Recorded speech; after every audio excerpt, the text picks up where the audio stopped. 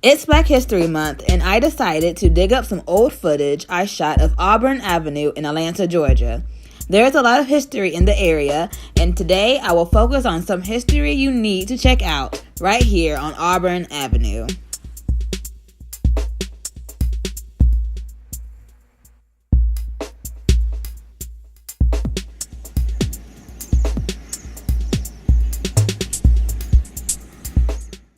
Let's start with John Wesley Dobbs, the unofficial mayor of Auburn Avenue. Born in Marietta, Georgia in 1897, he moved to Atlanta and worked for Dr. James McDougall's drugstore at the corner of Piedmont and Houston Street and attended Atlanta Baptist College, now Morehouse College. In 1936, Dobbs spoke for 2 hours at Big Bethel AME Church to awaken the political conscience of Atlanta's 90,000 blacks. He proposed that night to organize the Atlanta Civic and Political League to register 10,000 voters.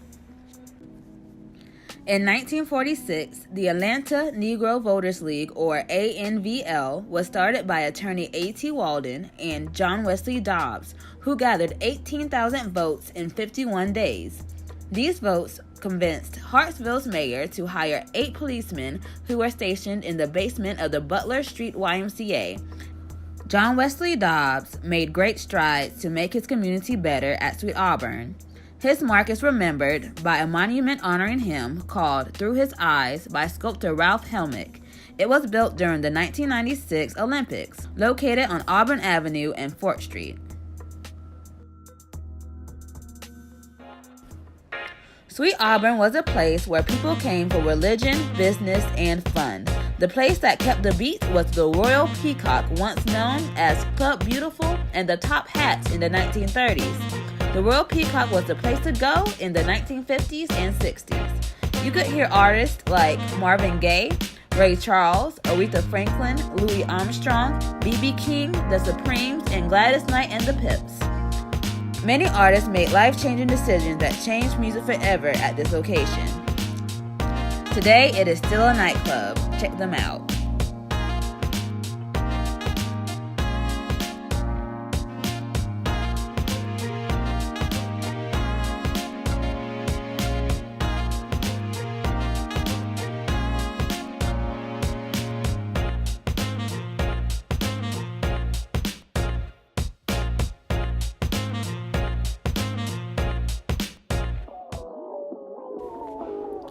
The last building I visited was the shops of one of Atlanta's first African-American millionaires, Alonzo Herndon, who formed the Atlanta Mutual Insurance Association, later known as the Atlanta Life Insurance Company.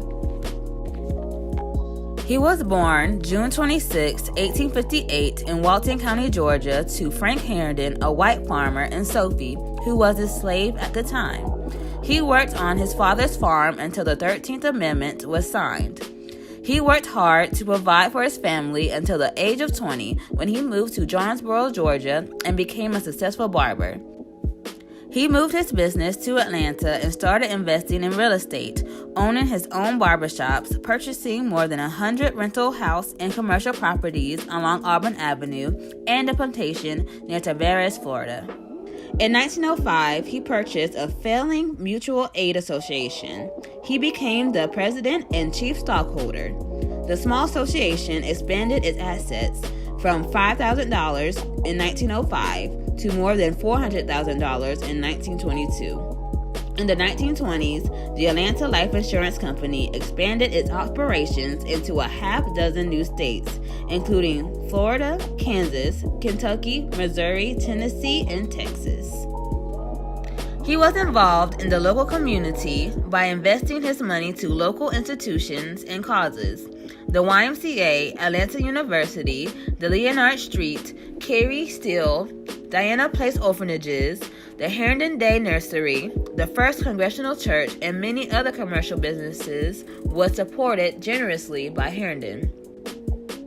Coming from a life of slavery, Alonzo Herndon not only defeated all odds, but helped his community grow.